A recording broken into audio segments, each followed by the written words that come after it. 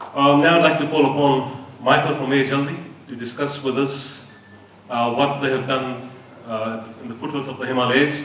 It's a very interesting project. It's been running for several years now, I think. And it's often highlighted in international meetings and events and so on. And in fact, I very often refer to Jaldi as a model implementation of a community wireless network. So, Michael, thank you. Thanks. I hope I'll manage with time. So it's a great pleasure being able to present here for Jaldi. What I'd like to do in the next 10 minutes is really tell you a little bit about how we connect and help to reflect with you on what we're doing. And if you notice, the subtitle is Notes from an Ongoing Journey. Nothing is ever a finished product, and ours is perpetually in development. And I believe that finding solutions to some of the questions require ongoing dynamism. The nature of the problem changes, the nature of the solutions change.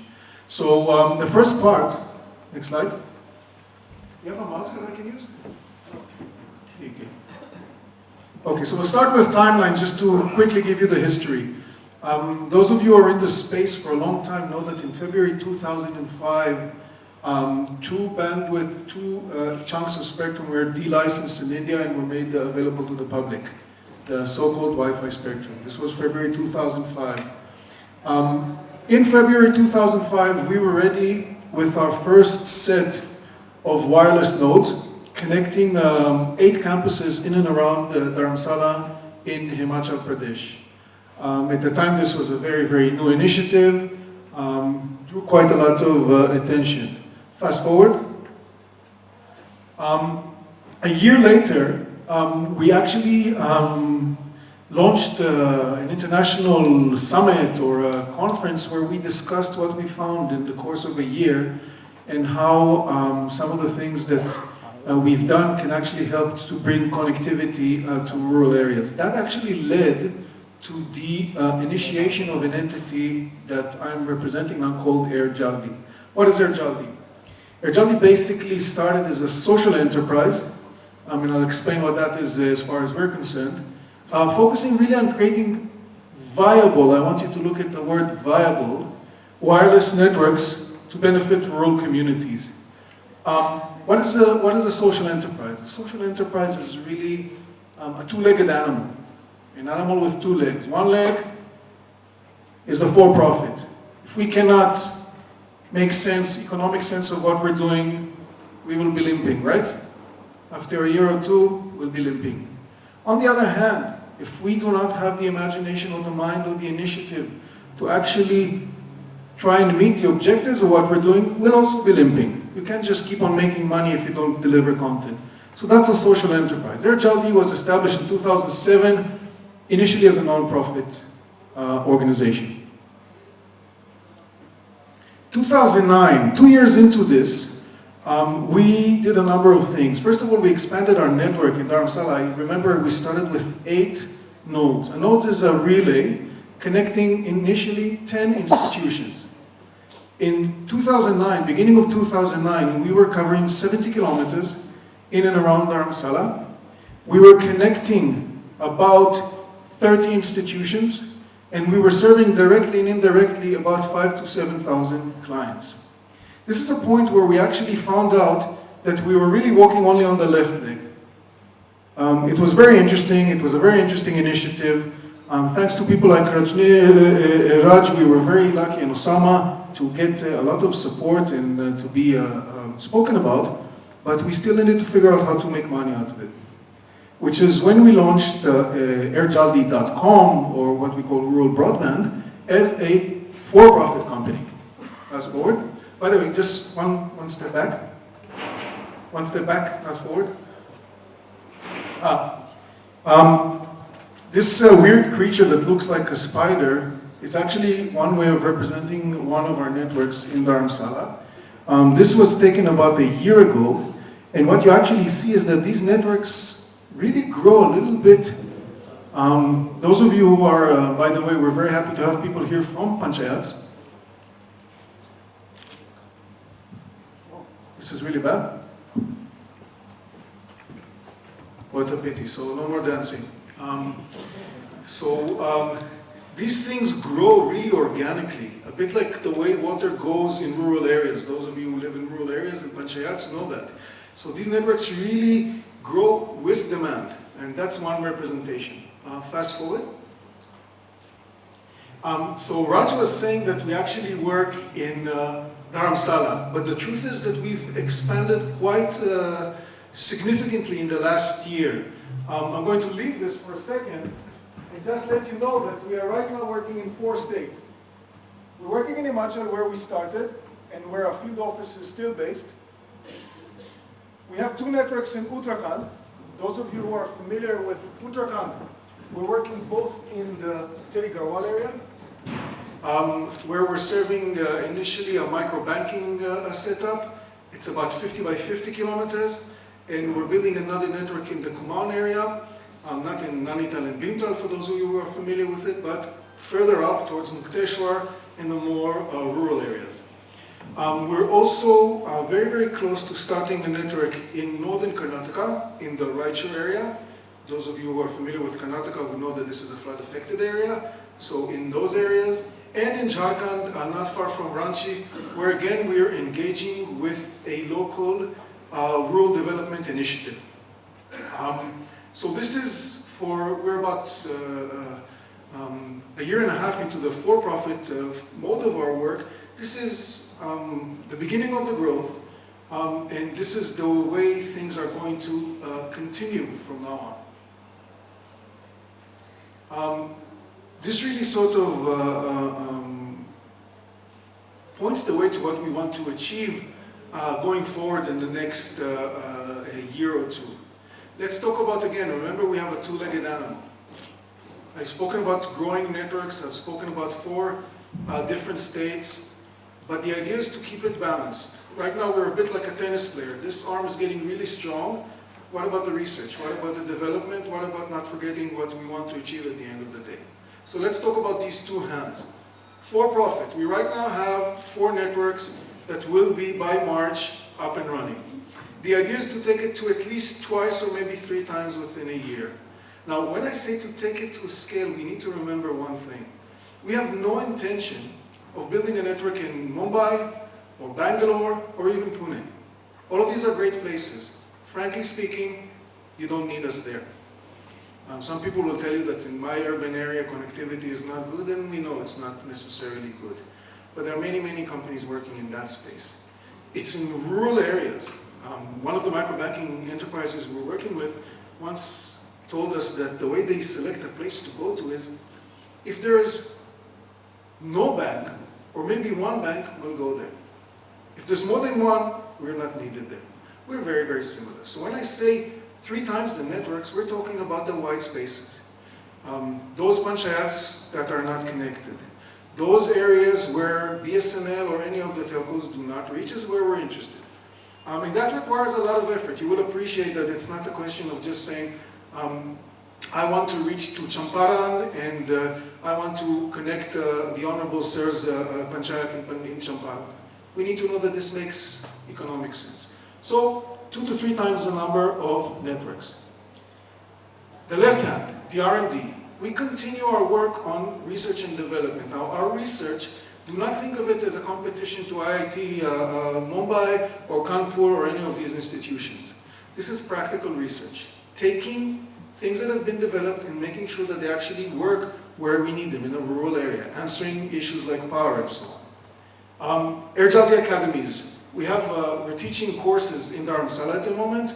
I hope that within the next year we will start one near Dehradun in a place called Silikui, for those of you who are familiar with Uttarakhand. And not far from Bangalore, on the Bangalore-Mysore highway, we will set up another setup.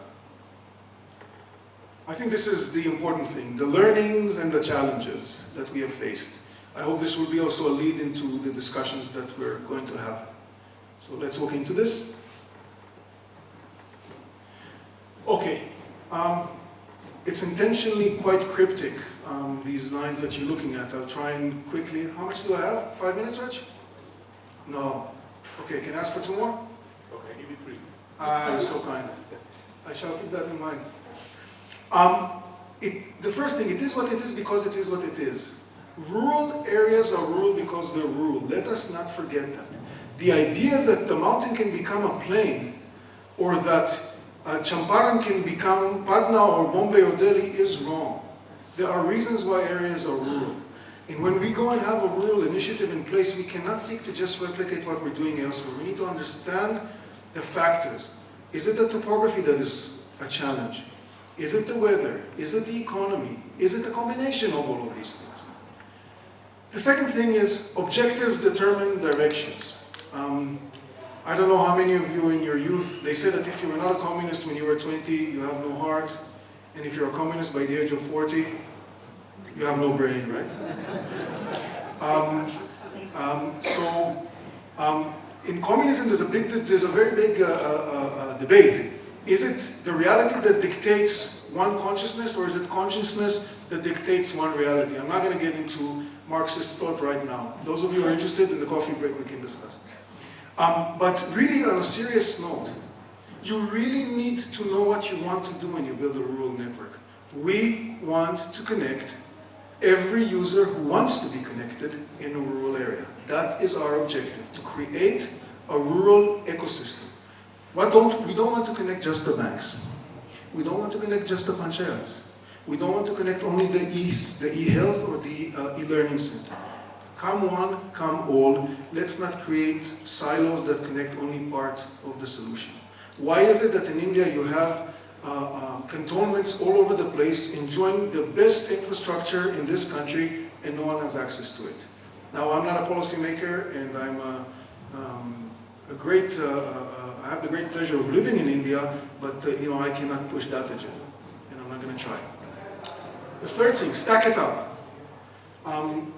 Those of you who are in the front rows, I know, have been in this space for a very long time. So you've heard about Akshaya, you've heard about Ichauba, you've heard about all these different initiatives, kiosks, CSCs. The problem with many of these initiatives is that they're singular. One kiosk, government service, selling this, buying that. If it's a single horse, if it's a one-horse show, it cannot make economic sense in the long run, especially in rural areas. We need to think of ways of actually creating solutions that are holistic. One element I said is reaching everybody. Anyone here is a potential customer. The second thing is, anyone here is a potential customer. You want to connect the panchayat? Go ahead. You want to connect the CSC? Go ahead. You want to connect whoever it is, the EU initiative? Go ahead. We're open. No magic solutions. Gentlemen, we are not geniuses. The only claim to fame that their Jaldi has, I think, is really, first of all, what Alok Gupta, our CEO, who's we have the pleasure of having him with us here, says is our organizational DNA. The idea that you actually get people, train them, local people, mind you, not university graduates, and create pride in what you do. The second thing that you do is you actually, basically, time and again, look at the problems and understand that there are no quick fixes. If there is a power problem, it's not going to be solved by buying something that costs crores. If there's a connectivity problem, I cannot just keep on buying VSAT stations that cost 50,000 rupees. It's just not going to scale up. And we need to be mindful of that. The last thing in learning is stay the course. Development, I don't want to preach. I have white hair, but I'm not that old. Development is not something that one does for the short run. If somebody thinks that they can come and do rural connectivity and do it with 2 years and walk away, let us not even engage in this exercise. Air Jaldi is in the game for about 5 years. Who's counting? We're only begun. And we're only now, I think, in a position where I'm standing here and my hands are not shaking, I hope, because I can say a few meaningful things. Just one more minute for the last slide. The challenges. You took one away already, sir, so I'm very, very sorry. Power is definitely an issue. Propaganda. By the way, power, we're working on low cost. All of our equipment is very, very low voltage, which means that it does not consume a lot of energy. That's part of the game, okay?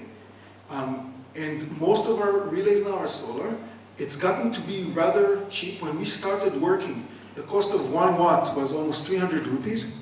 It's now about 120 rupees per watt. It's a very, very significant difference. Government theoretically has a subsidy scheme in place, extremely difficult to access, I want to confess. We have not been able, nor have our partners been able to access that. Propaganda. It's become the hype of some people from NDTV, whose name has been mentioned recently in the news, and I will not name names, and others, to shout that Wi-Fi is really, really a big danger to the security of India, and people have these crazy coverages, 24/7, the terrorists use Wi-Fi, terrorists are using Wi-Fi, this is really endangering. Gentlemen, anything that leaves your mouth is dangerous. It's information. And that information will be mined by those who want to mine it. No technology is less dangerous than another technology. And Wi-Fi, wireless, has its problems, but has its solutions. And it is as secure as anything else. It's only a matter of how you do it. So when we get the hype, one of the problems that I have is I'm a Gora. I don't know if everybody's got that. Yeah, it's a problem. Well, sometimes. The problem is the amount of articles that we've had about us being agents of a foreign country, about us undermining the security of India is substantial. Half of the publicity is good, and half of the publicity says that I'm a Mossad agent. I'm from Israel, by the way. Now, don't expose my profession in front of everybody. I can, give information later, but why in the press? So that's difficult. I think we need to get beyond this hype. We need to really think that this is one enabler that we have in India. Wi-Fi networks. Let us not make this the scapegoat of whatever laxes we have in the system. People, recruitment and retainment, of course, is always a problem. I don't want to spend time on it. Policies. I want to finish with 2 anecdotes because we'll have a lot of time to discuss this. In one of our networks, we started a scheme of connecting entities for free, gentlemen, for free. We do business, but sometimes we have a heart. So we said, okay, if there's a local institute that needs to be connected, let us connect it. We went to a panchayat in District X, and we said, guys, we will give you connectivity. The response was, we don't want it. Why? Because, sir, I need to get a sanction from the DC, then I need to get to state government and get a sanction. If I connect without a sanction, I'll get into trouble, so thank you very much. I have a computer, but I don't want to be connected. Real case, guys, real case. Case number 2, rural schools. We wanted to connect a rural school. We went to the headmaster and said, we will give you connectivity for free for a period of a year. Thank you very much. I need to go to my state government and seek permission. I am not interested. I'm thinking about my next position. As we think about recommendations and policies, how do we ease this up? How do we make this possible? Thank you very much.